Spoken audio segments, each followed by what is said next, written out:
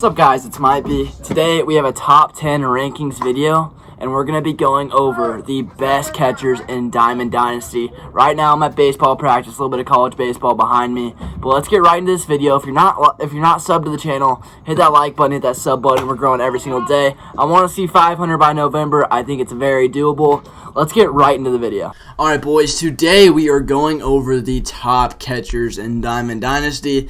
Now this is not only ranked on stats, but it's also ranked on their attributes. It's ranked on how they do. It's based on their swings, stuff like that. Before we get into the big picks, let's start with the honorable mentions. Our first honorable mention today is going to be none other than create a player. Now, I know a bunch of you guys are like, well, create a player you could have put a little bit higher. But the thing is, at this point in the game, the creative players just aren't really cutting it. Man, would I love to put Joe Kelly back there like he used to be. Joe Kelly did decent, but he's just not as good anymore. Just doesn't really have the stats, no matter the equipment you have on him. It's kind of just hard to play with these guys, especially since we're at the end of the game. 99 overalls everywhere. The caps just aren't as good as they used to be. They were really great at the beginning of the year. I just don't really like them anymore, and so that's why I'm not putting a cap on this list.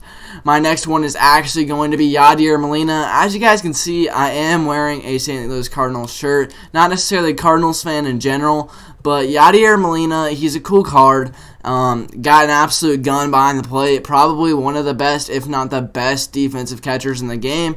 You could say that maybe Pudge is a little bit better, but they're both really just neck and neck as far as defensive catchers. Not a terrible swing, honestly. I've always liked Yadier Molina's swings in games. He just doesn't quite have the attributes for me to put him on this top 10 list, and that's why he didn't make it. My last honorable mention is going to actually be none other than Matt Wieters. I love this guy's swing. He's very good. He just didn't really make it. Another defensive catcher. I love that he's a switch hitter. He's an absolute animal. But I just didn't really think that he made the cut. I think there are a lot better switch hitting catchers than Matt Wieters. So that's why I didn't necessarily make the list. Alright guys, so at our 10 spot today, we have someone who is honestly overlooked because he's so expensive and not really amazing, but he had to make the top 10 list.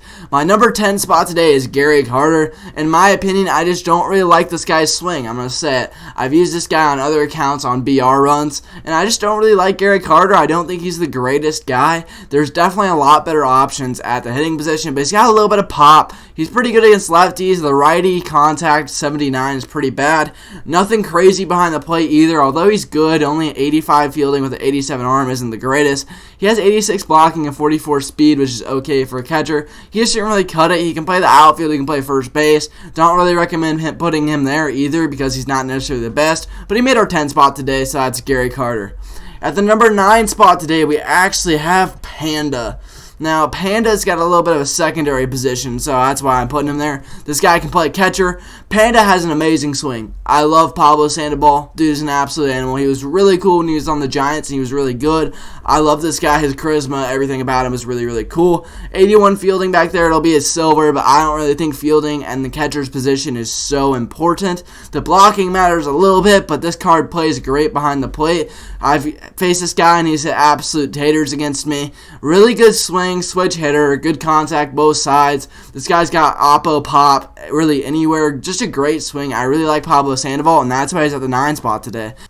Alright guys, at the number 8 spot today, we have, in my opinion, the best left-handed bench bat in the game. This card is really slept on. A lot of people don't use him anymore, but Buster Posey. Buster Posey's an animal for me. I just got the Prestige card, but let's look at his normal card.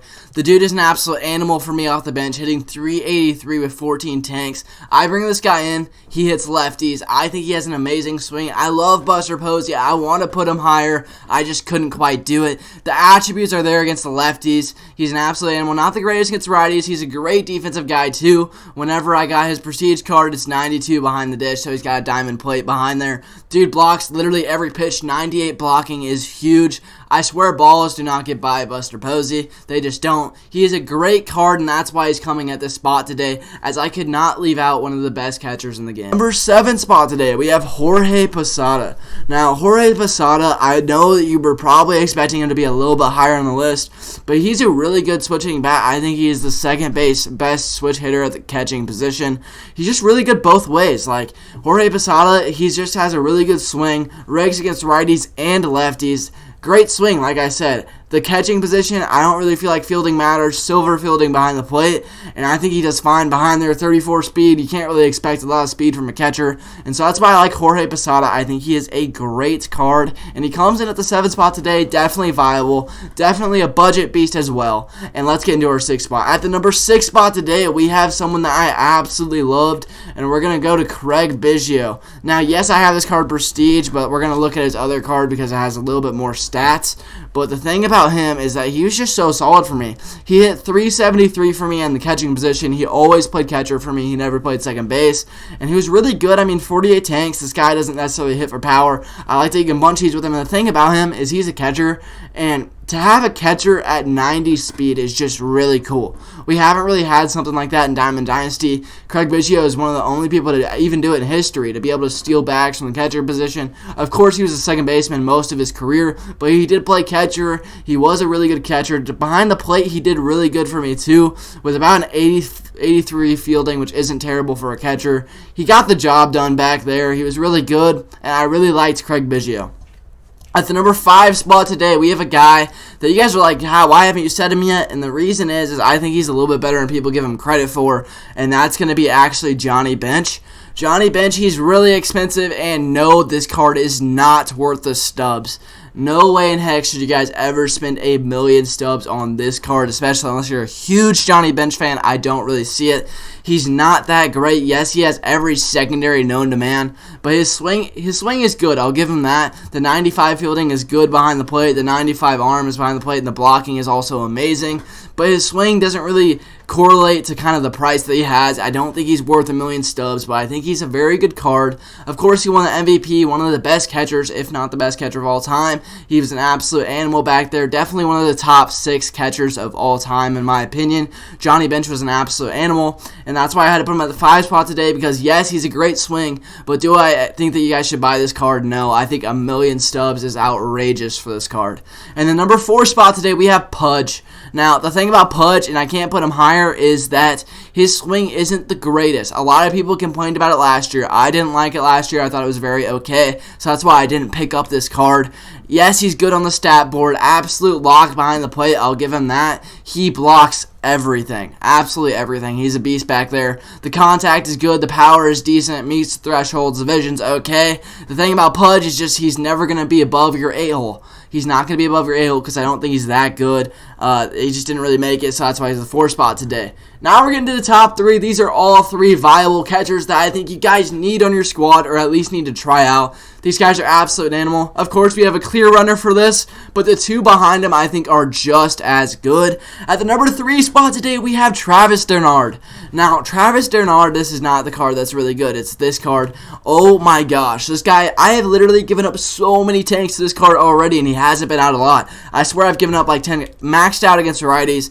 My opinion with this guy, what I would do with Travis d'Arnaud is I would platoon him. If you're facing a righty, you keep him in. If you're facing a lefty, put in Posey. Posey's really good. I think that he's definitely a bench bat who's absolutely amazing. And Posey's really slept on. I feel like no one really thinks about Buster Posey. But yeah, Travis d'Arnaud, definitely, in my opinion, the 3rd best catcher in the game. I think he's really good pop against righties, and I think he's just an absolute animal. At 2.5 today, I know it's a little bit weird that we're going in between, but I'm going to go with Mike Piazza. He's definitely better than Travis d'Arnaud. Just big pop against the lefties. This bat absolutely rakes. He's a World Series reward, so he's a little bit more expensive. I do not think that he's better than the number 2 and 1 spot today. I feel like they're just a little bit better in pretty much every single thing. So I'm going to go with my gut and say that this guy is 2.5. Not as good as number 2, not as good as number 1, but Mike Piazza definitely deserved to make this list. At the number 2 spot today, we have someone who you guys probably were expecting because he hasn't gotten picked yet, Yasmani Grandal. This card absolutely rakes from both sides. The 94 fielding helps back there. He gets all the great animations. And the thing about Yasmani is he just has one of those swings. He plays way above his stats. I know you're like, oh, this card doesn't look amazing. Vision's a little bit low. Vision does not matter this year in my opinion. Yasmani Grandal, absolute animal. Definitely meets the 2 spot today. I think he's an absolute animal. I love Yasmani Grandal because his swing, it feels so good.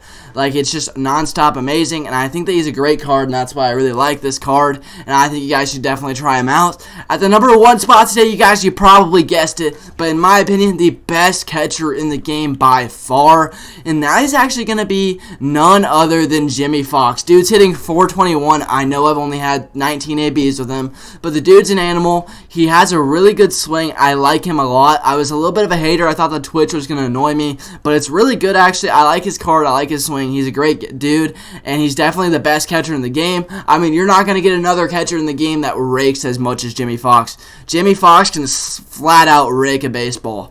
Dude is an absolute animal back there. Decent fielding. He hasn't really annoyed me yet. 72 fielding back there. It doesn't really show his blocking, but I know that he's really good back there because he's been doing all the things I need him to do. He's blocking balls in the dirt. He's throwing people out, and he's hitting absolute taters. So he's the number 1 spot today. No doubt in my mind is Jimmy Fox is the best catcher in the game right now. This dude is an absolute animal. I love this dude. He rakes. Alright, boys. Thank you guys so much for watching. I really appreciate every single one of you guys. Again, if you guys aren't subbed, hit that sub button right now. We're going every single day. We just hit 400. I want to be at 500 by the end of November. We got a stream tomorrow night, and I'll catch you guys in the next one.